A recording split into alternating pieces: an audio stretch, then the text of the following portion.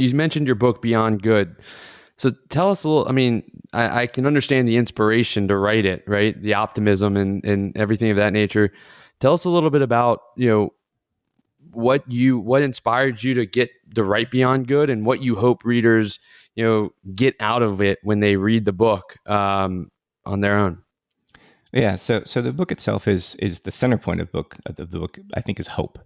A hope that both technology and purpose can infiltrate business models. And we demonstrate that through companies that have found that purpose and have actually been intentional about the way that they're changing their own sort of viewpoint on how financial services can be deployed. I talked about Aspiration Bank earlier, but we have a lot of examples about other B Corps, which are really geared towards serving their community and being very transparent about what they're doing in terms of how they serve that community.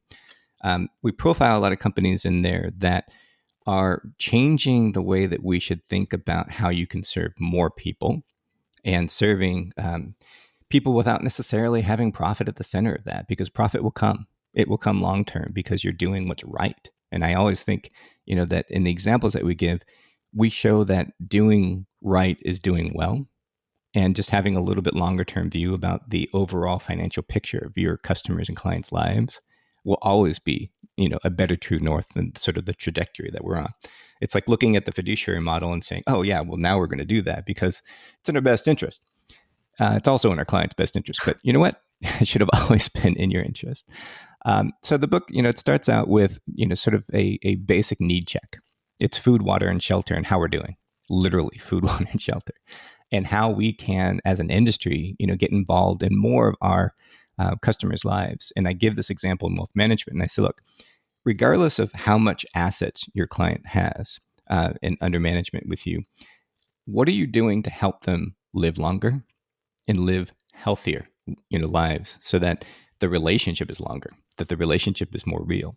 And I give the example a few times. I said, buy every single one of your clients, instead of, like a box of chocolates or nuts or like some sort of gift basket at the end of the year, buy them an Apple Watch.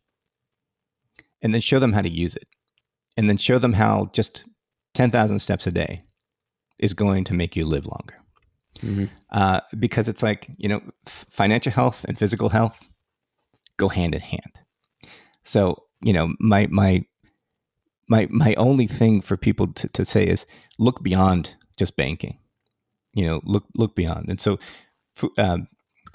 we go from there in the book to give a lot of examples of how technology has changed the business model across all of the different facets of banking, including wealth management. We have a lot in there about robo-advisors and other companies that have really changed things. But the idea at the end is that it comes down to you, and it comes down to sitting in the room of decision makers and saying, okay, we're going to do X, Y, and Z. Be the one that raises your hand and says, okay, but why are we doing this, and what's in the best interest of our customers, our clients?